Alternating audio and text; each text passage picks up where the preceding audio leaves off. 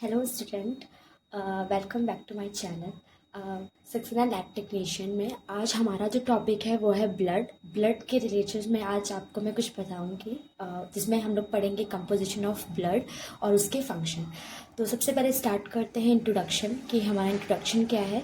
Blood is way connective tissue as well as circulating fluid in the human body. Blood क्या है? Blood एक connective tissue है जो कि हमारे पूरे बॉडी में फ्लो करता है, सर्कुलेटिंग फ्लूइड के थ्रू वो फ्लो करता है। Study of blood is called haematology.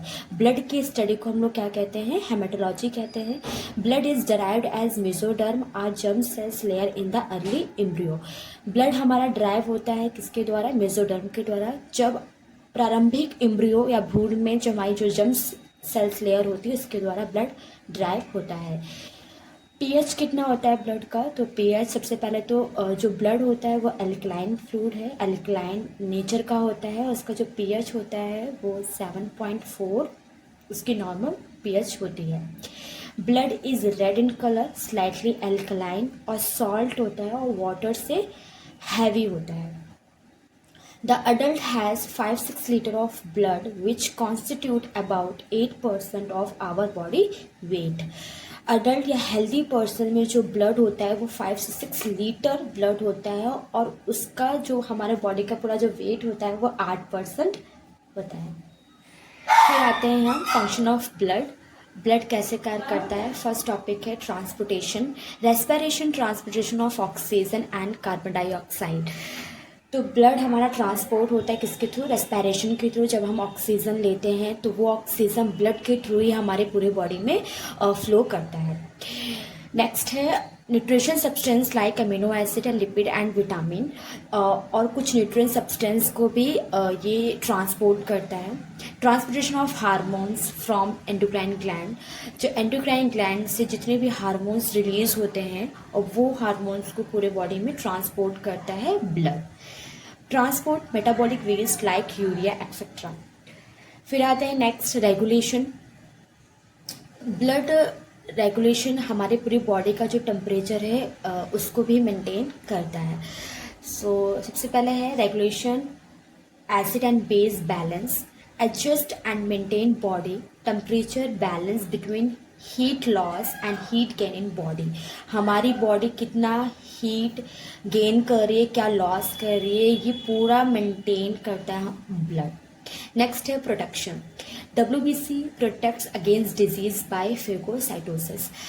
Blood का ही एक कंपोजिशन पार्ट होता है, टाइप होता है, जो कि आगे हम लोग बात करेंगे कि WBC क्या है। उसके आगे वीडियो में आपको अच्छे से मैं बताऊंगी। अभी बस इतना जान लेते हैं कि WBC जो है, जो एक सेल है, वो हमारे डिजीज के अगेंस्ट जो डिजीज होती है उसको इनगल्फ कर लेती है, और एक साइंटिफिक जो नेम होता है वो ये है फेगोसाइटोसिस। ठीक है।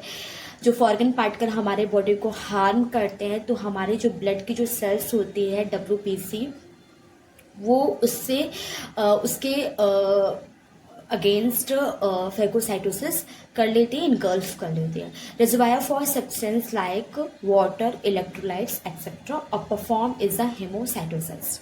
ठीक है। नेक्स्ट बढ़ते हैं अब आता है जो ब्लड कंपोजिशन। ठीक है। ब्लड कंपोजिशन का मतलब है कि हमारे ब्लड में क्या क्या चीज़ें इंक्लूड है, क्या क्या चीज़ें कंपोजिशन है।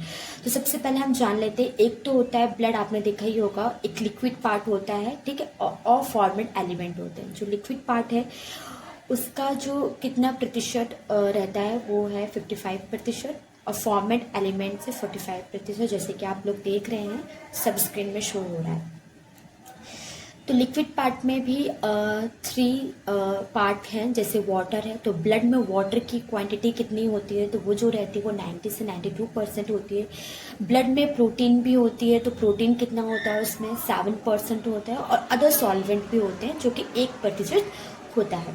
प्रोटीन में कौन कौन से प्रोटीन्स हो? तो गाइस आप लोग देख रहे हैं जैसे स्टूडेंट्स, एल्बुमिन, ग्लोबुलिन और फाइब्रिनोजन। अदर सॉल्वेंट्स की अगर हम बात करें तो गैसेस है, हार्मोन्स है, इलेक्ट्रोलाइट्स है, विटामिन से, न्यूट्रिएंट्स है, एक्सेट्री प्रोडक्ट्स है। अब आ जाते हैं हम लोग फॉर्मेट एलिमेंट्स में, जो कि 45% होता है ब्लड में। ये बहुत इंपॉर्टेंट है, ये आपको थोड़ा बहुत जानने की ज़रूरत है कि ब्लड में क्या क्या चीज़ें सेल्स प्रेजेंट होती है। तो सबसे पहले आरबीसी का जो फुल फॉर्म होता है वो रेड ब्लड सेल्स है। इसको इरिथ्रोसाइट्स भी कहते हैं। फिर नेक्स्ट है डब्ल्यूबीसी। डब्ल्यूबीसी को वाइट ब्लड सेल्स कहते हैं और इसको भी अदर नाम से हम ल्यूकोसाइट्स के नाम से भी जानते हैं।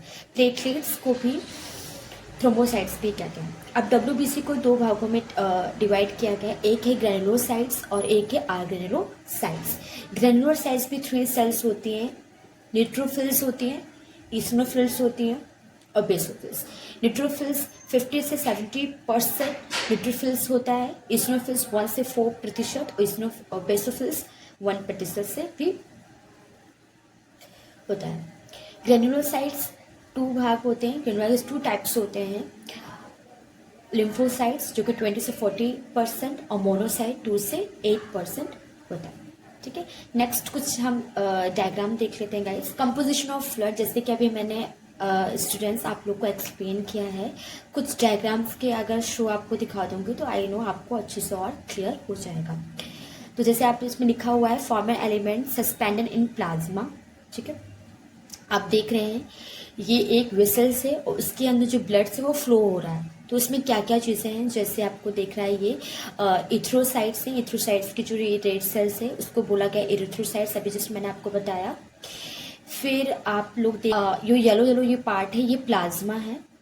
और जो वाइट सेल्स आपको दिख रही है ना, ये सारी जो वाइट सेल्स दिख रही है वो आपको ल्यूकोसाइट्स, इसको वाइट ब्लड सेल्स भी कहते हैं। ठीक है, और ये बाकी सब हमारा क्या है, प्लेटलेट्स में आ जाएगा। So thank you students watching my video. Please like और शेयर ज़रूर कर दीजिएगा। अगर आपको पसंद आया होगा ये वीडियो तो प्लीज़ कमेंट बॉक्स में हमें कमेंट करके ज़रूर बताइएगा कि ये टॉपिक आपको कैसा लगा।